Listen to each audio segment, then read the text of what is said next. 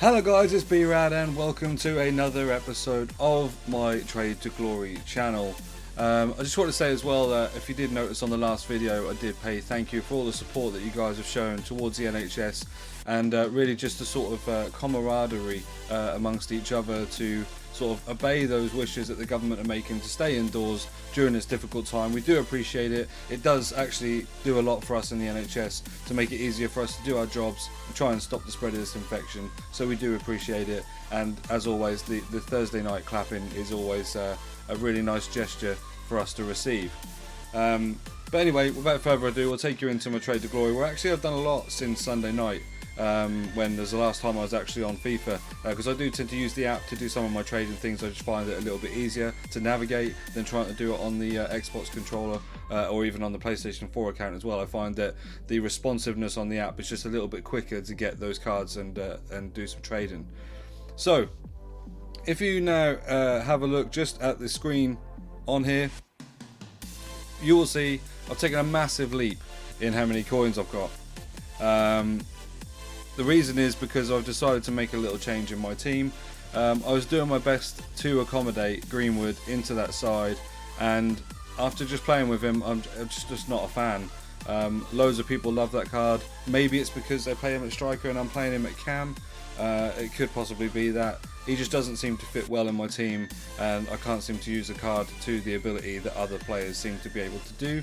So I did a little bit of trading, and I've got some on here that I've just done this morning while I was waiting for FIFA to just do an update. And I was doing some of this last night. That got me about 40 to 50,000 coins. It was due to that SBC to the 83 plus players that had that sort of locked down CDM French player in. That meant that the left backs and the right backs last night that were French, whether they were from the same league or from a different league, took a massive hike in prices. Now you'll see on here I've just done a few this morning, just literally while I was waiting for the game to upload, and the Kazawas, the cliches, they're going for 2,400 coins, and I was able to pick these up for around about 1,1700. So you sort of do make sort of 500 to 600 coins per card, which is actually at a low level trading method really quite good. Obviously if you're trading with 30 to 40,000 players, you expect to make 1 or 2k at least, but with this sort of level of trading this low, 400 to 500 coins is really the aim. So I did these ones, but actually last night as well on the on this left back side, these cards were actually 4k last night, and during that you're also being able to pick up Mendy, you're also being able to pick up Digne in and around about the 3k mark, and those cards are actually going for more like 5k. So every now and then I'd get one of those cards, sell that on for 5k, but I'd pick one of these up for 3k, sell it on for 4, buy now straight away, 800 coins profit, happy days. Did a few of them, like I say, I traded up about 40 to 50,000 coins. Then on the right back side, it was the same again. I think the French ones there last night were going for around about 2,200 coins by now. I was getting some of them at 1,500 coins, so again selling them on, that was giving me about 500 coin profit as well. So we did that, probably had about 30 or 40 items on the market to get me around about the 30 to 40k profit that I had. But as you will see further down the line here is a Rashica and a Rashford. Now that is because I've decided to change my team in such a way where I don't now need to be starting in the 4-2-4. I am actually going to start in my formation of 4-2-3-1, the formation I play in the game, the formation I like to play. So Rashica, I actually bought him for 71k when I got him at the time I needed him. So actually he went up by 12k. Yeah, we lose about 4,000 coins on the profit there, but actually that was still a good 7,000 coin profit on that card. However, I did take a little bit of a dive on the Rashford card. Unfortunately, he sold at 137 last night. The reason I listed him at a buy now price of 155 was because, and for some reason it doesn't show the card on here, I had a Hunter card on Rashford. So I sold that card trying to sell that card at 155 was because the lowest Rashford left mid card that was on the market was at 160k.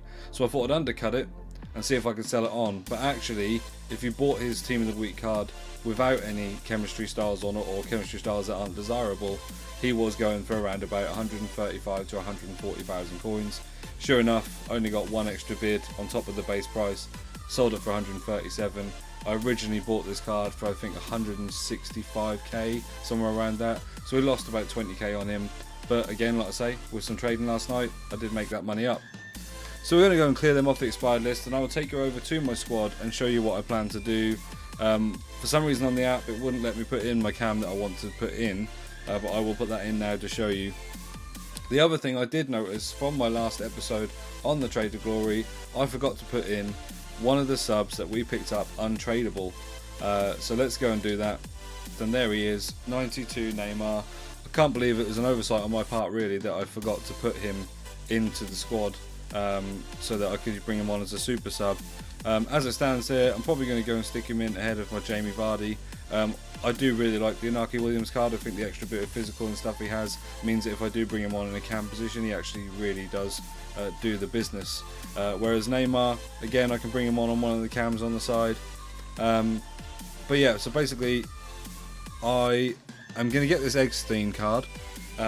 He looks like an all-rounded sort of card in the sense that he's in the Hullet Club for a start. He is 80 or more on every single stat. The thing that attracts me about having him at my right CDM role is his work rates. They are high. Skill moves and things don't really matter to me. I do like a good weak foot, but skill moves don't matter to me. I don't do loads and loads of skills. But the fact that he has a high work rate means that I do keep Rijkaard back, so that he is my defensive player in the centre of the midfield there, and then Eggstein now will basically be a box-to-box midfielder, hopefully picking up the ball right back at the defence and creating the play going forward. So I'm going to get this card. Then at my cam, and I have just realised the reason why it wouldn't go in, if I take this guy out, it's because you've probably guessed by now, my cam is going to be Jadon Sancho's 87 Team of the Week card. I believe it's 87. So we're just going to go and put that in just for now. Then I'm going to go and buy them off the market. And then there is one more player that I'm looking at. The only problem is I'm a little bit not nervous, I'm a little bit apprehensive about putting in the coins to upgrade Matthias Cunha. I do love this card, but at this stage of the game, who really has 83 rated players in their team? That is the thing that's stopping me from doing it. But if you look at his statistics, they aren't bad really for an 83 rated card. However, the Winter Refresh card is tempting me. The problem is it's still around about 220,000 coins. Once I bought Eggstein and Sancho, I think that's about 140,000 gone. If we look at my coin total, it will take me down to 320. I'll only be left with 100k. I do like to have more than that in the club to trade with. It's simply because when they release a promo like the FUT birthday like they have, some of the brand new cards that come out, like when I was trading on Dezano before, they will come in at around about 150k price, but loads of people, just to quickly make coins and get them away, will list those cards up around about 130,000, and straight away you can go and sell that card and make a 13,000 coin profit. So I like to be able to have that option, and if I've got only 100k in the bank, I can't snipe those sort of mid-range FUT birthday players. I'm going to have to just go for the low ones, and they're not desirable. Nobody really wants to buy those players. So what we'll do is we'll go over the transfer market, and we will go and get Jadon Sancho and Eggstein into the club. Okay, so here we go. You can see I've now got the players in my squad. So the Jadon Sancho that we had, we picked up for 78,000 coins. And he actually came in with a Deadeye on. I was going to consider changing it, but actually it gives him an extra passing and an extra shooting, which is kind of really what I want from my left cam. He's already got the pace and the dribbling, so a little bit on the shooting and passing will always be helpful. And if we look over here, you'll see that changes his attacking position into 97, his finishing to 97, his shot power to 81. Long shots aren't great. We're not too worried about that. I don't plan to ever shoot really from long distance in this game. Then the passing puts his vision up to 96, crossing to 87, again something I don't really do, but short passing 96, curve on that ball 90, so we're happy with that. His stamina's at 80, he's not got good jumping or strength, but we're hoping that he's going to get away from players. I then went and picked up the Eggstein and actually managed to snipe this one a little bit. He was going for around about 54,000, and I managed to get him here at 51,000 coins. So this was one that's been straightly packed and then sent straight to the transfer market, and I'm the second owner. This is obviously, like I say, is a high work rate, 5-star skill moves, 4-star weak foot, but he is in the Hullet Club. He's 80 in every single stat. He came obviously with just a basic chemistry style because he was straight from a pack, and I have gone and applied a Architect. The reason for this is because at the back there he's actually got some good defence, he's got good dribbling, his pace 8 for 82 for a centre mid is not bad at all. What I really want from him is a little bit of physical to brush players off, and also the passing out from the back is the most important thing for me. So again, we've got passing 96, crossing 91, we've got short pass of 99, long pass of 99, the curve there is 76 with that attributes. That's brilliant, that's perfect, that's all I want from him. We then go over to his physical stats. He's got a stamina of 99, which we're definitely going to need for a box-to-box midfielder, strength of 90, and aggression of 84. So that now makes him a class card to have there at that CDM spot. So this is how I've got my team. As you've seen there, I've put Neymar now on the bench, so we'll hopefully maybe bring him on, depending on whether Havertz or Sancho gets gassed.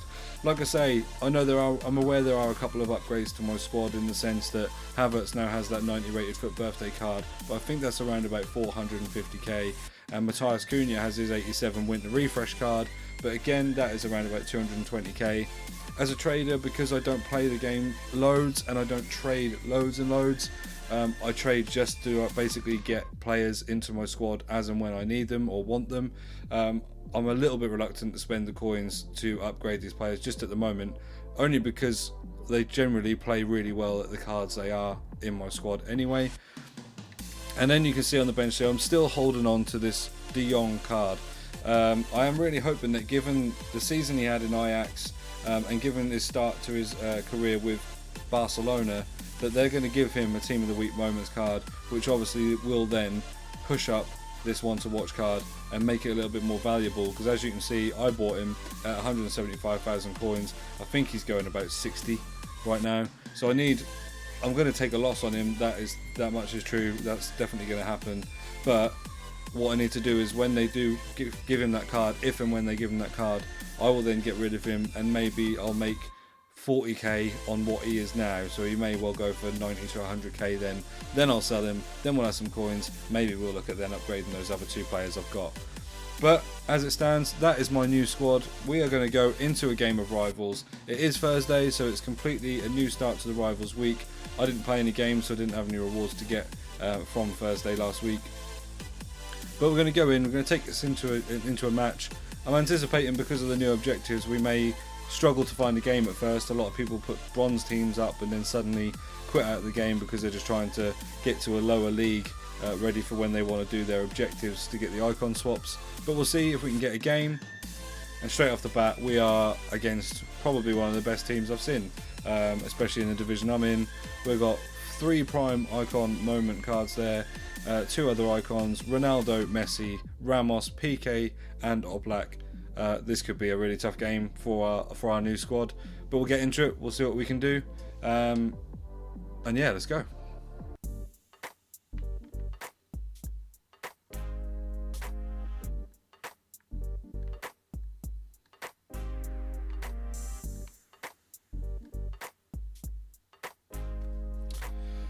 Well, there's not much I can say about that in the end. That is a great finish. Just before that, we had some speed up lag. I had the ball, it's just suddenly stopped, then did that sort of 2 or 3 second speed up where I'd lost the ball and suddenly he was on the attack. It's then led to that, but that's an incredible goal by Rivaldo. I've not seen many people use him in the game, but I guess as a prime icon moments card, that card does look pretty sick. So we're 1-0 down, we go again.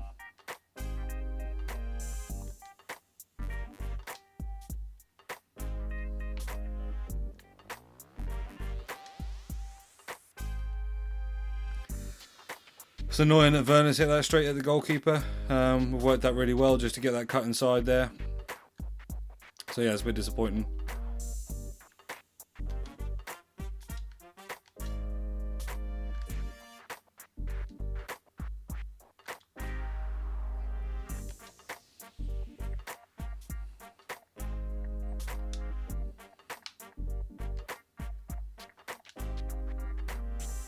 And a terrible left foot shot with Werner there as well. Really, I would hope to now be 1-1 up with those two chances. Unfortunately, we're still 1-0 down. Really, usually he puts them away. I haven't looked at the new updates, so I don't know whether anything's been nerfed as far as shootings or anything like that goes. But yeah, it's quite frustrating.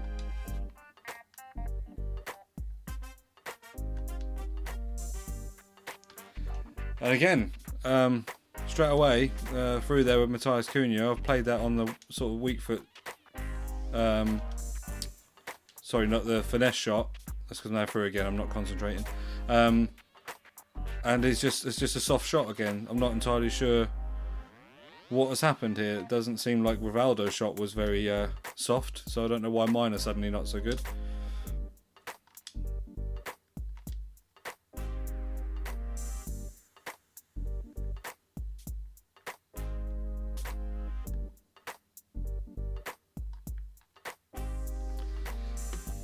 That's really against the run of play. I've had 3 or 4 really good opportunities where the shots at the end have been terrible.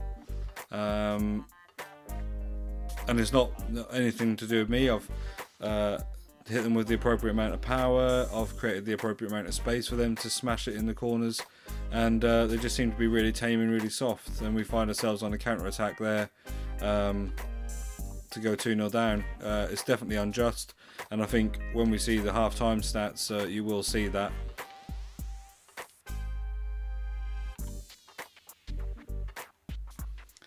So going to half-time then, 2-0 down. I think you will definitely see from the stats I've had more attempts and more shots on goal probably. Yeah, so I've had, it seems like more than that. I've only had 1 more shot, but yeah, 4 shots, 4 on target. And literally they were so tame, so terrible that I can't believe I've not got at least 1 goal there. As you can see, my shot accuracy is 100%. First impressions of Eggstein, he has not put a single pass wrong. He is very creative and very accurate with his passing from the back there. Jadon Sancho, haven't really got him into the mix yet. He's had a couple of runs forward that have been intercepted, but nothing really to be able to tell how good that card is. We're in the second half and hopefully we'll be able to capitalise on one of these chances.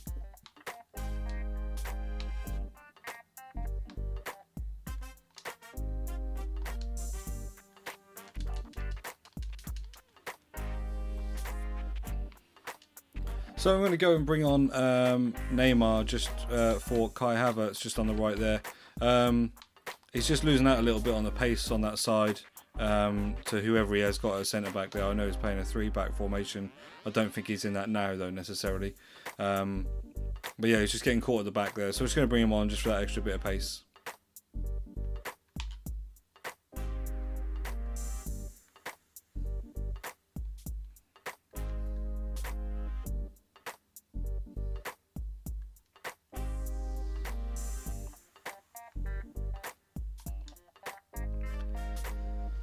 Oh dear.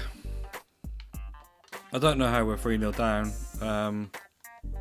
He's not really had many clear-cut chances to be able to score goals, no more than we have.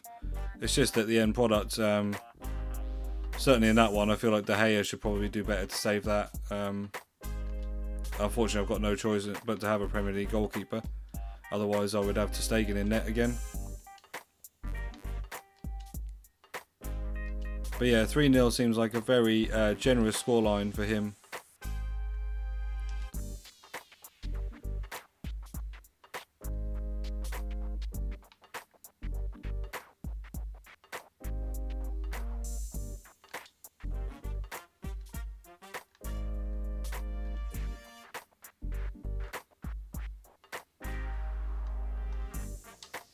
I don't know how those sort of passes are getting through and I've got his defence surrounded. I also think it's funny that this is like now coming into the 94th minute when there's 2 minutes extra time added on. And again, De Gea is just slow at diving down for that ball. Yeah, 4-0. What a sort of unjust victory in a way. It's very, very complimentary to the way he's played, considering the players that he has in his squad. He's not as good as you would expect someone to be. Okay, so we're back at the team, and what I realised was after changing from the 4-2-4 back to the 4-2-3-1, all the custom tactic has been reset. So actually I was playing with everybody's basic settings there, which means my right back and left back were getting forward. Everyone was kind of on balance, so I've now gone in and changed those, because I do feel like it does make a difference to the way your players play when you know what you've designed for them to do. So we will go in and get into another rivals game.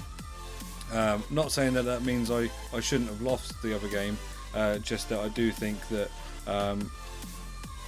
when I was going forward I seemed to be overcrowded a little bit, and it's because most of my attackers weren't on stay forward, which I do like my front four to stay forward. The creation comes from my two CDMs in this formation. So we'll go again, see what team we come up against this time. Obviously that was a really good team. I just do think that the scoreline was a bit flattering, to say the least. Looks like we're going to have some connection problems. I hope we don't get some more lag on there. He's a FUT Champs player, so he's obviously going to be fairly decent. A couple of icons there, which is probably done from the swaps. Hummel's flashback card there, I don't really know much about that. I don't know what sort of pace he's got, because generally he's quite a slow card. But yeah, we'll see how we get on in this game. So I'm not going to show you what message I just got sent from this player as he's paused the game, because I don't obviously want to give away usernames and things like that. But he's basically just asked me to throw the game for him so that he can do the Bakayoko SBC. I'm not into doing that. I think people need to earn the players they want. As we get a more speed up lag, so he's going to score anyway probably. Actually we managed to save that, but that's exactly what happened in that last one. But yeah, no, I'm not into helping people. I do know that sometimes you get people will put out the bronze teams and stuff, and rather than just quit out the game straight away, they will let you score. But that's not something that I'm into, and yeah, unfortunately, I think I'm going to have to say that players need to earn the players they want to get in the game. It's just how it is.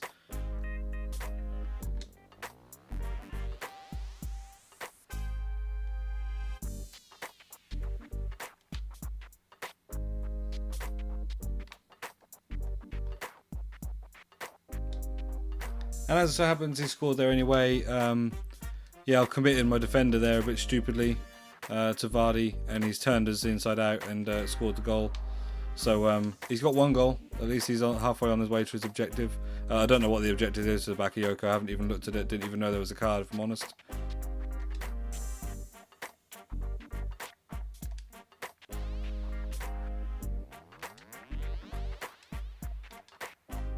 And straight away we go and make it 1-1. Timo Werner finally actually getting a decent shot away this time and scoring. And yeah, so as soon as going 1-0 down, we get back to 1-1. We'll carry on.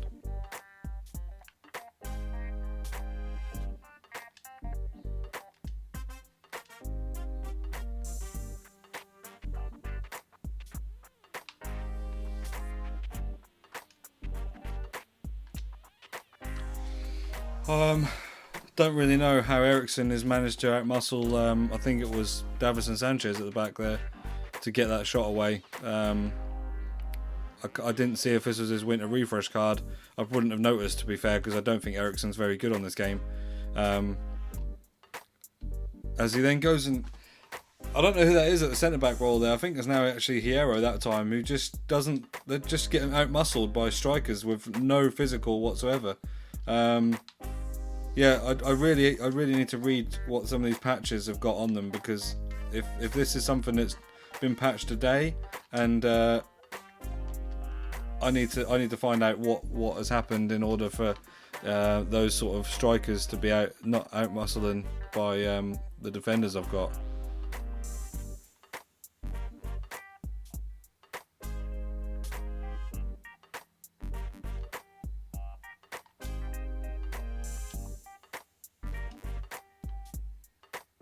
Again, Rijkaard getting outstrengthed by Eriksen in the middle there. I genuinely don't understand what is happening when you've got such physical players in your side that are getting outmuscled by some of the weakest players in the game.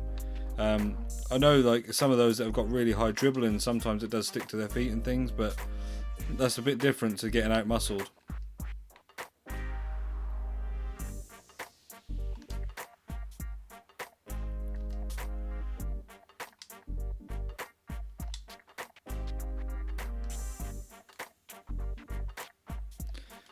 So there we go, back in it a little bit, 3-2. Nice cut inside there from Werner on the left foot in the top corner.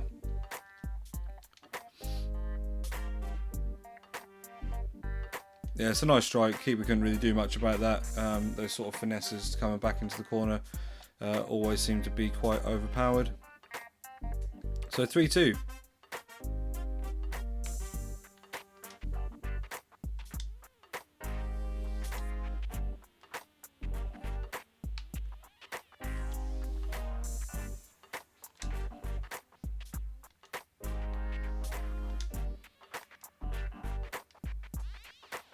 And Matthias Cunha, with a little bit of luck there, puts it away.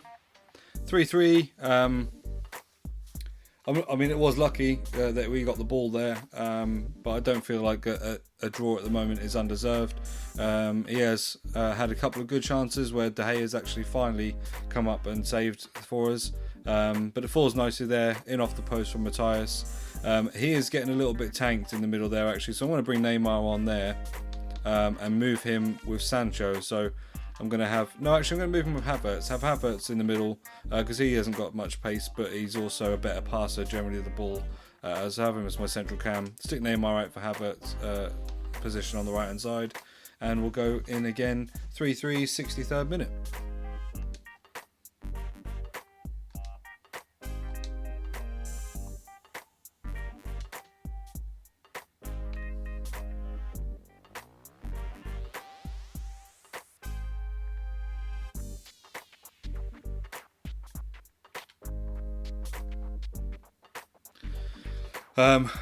Yeah, I couldn't change player to the player I wanted to change to there.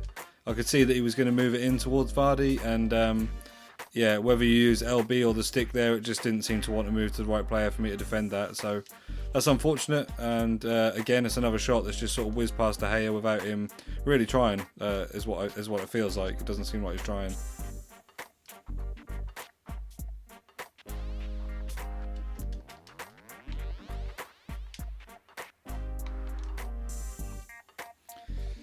There we go from a corner. Maybe in the patch update I've missed something about headers, because they're rarer than getting a draft token in a pack. Yeah, Hierro's risen well and has bullet headed that into the back of the net. I'm glad we've got some redemption for the fact that I shouldn't really have gone 4-3 down, not being able to change player to intercept Vardy's sort of goal, I suppose, generally, but just be able to be in the right position to intercept the pass in the first place. But yeah, I'm happy to get that header, 4-4. It's probably a fair description of how this game has gone so far. I'm really struggling with the fact that I've not got a goalkeeper that seems to be able to do too well at sort of just, I don't know, attempting to go for the ball in some ways. Coming from ter Stegen to this is very different.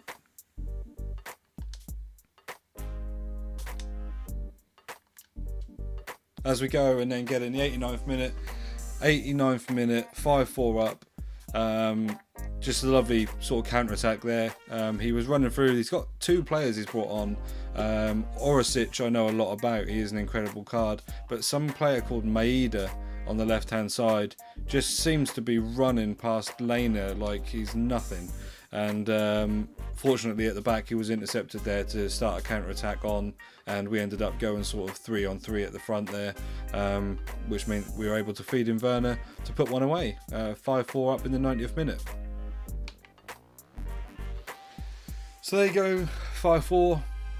Unfortunately he didn't get his wish of wanting to help with the Bakayoko objective. I'm going to go and have a look at that because I want to see what is involved in it, and just see what the card is like. I remember a couple of FIFA goes, Bakayoko was a overpowered card, much like Kante then became, I think, the following year. So as you can see there, we've got a 9.5 rating from Eggstein, a 10 rating from Timo Werner, and Hierro with a 9.3, probably because of his goal. Jadon Sancho, I don't know, I'm not convinced to buy his card at the moment. I think I'll probably play a couple more games, but then I might have to look for somebody else in that cam spot to play there. Obviously it does need to be either German or probably Bundesliga in order to play there. I had toyed with the idea a little while ago about putting Lewandowski in my side, having him as sort of a good hold-up player who would also get a good shot away, but he obviously wouldn't be able to play on the sort of left-hand side because he's just got not enough pace about him. As you can see, I'm getting a couple of messages from this guy, so no doubt he's unhappy at the fact that I haven't helped him out of his objective there. I won't go and read them. Like I say, I'd like to protect someone's integrity a little bit, but we'll go and have a look at this Bakayoko objective just to finish off the episode, just so I can see what it is that he's trying to achieve in these games in Rivals.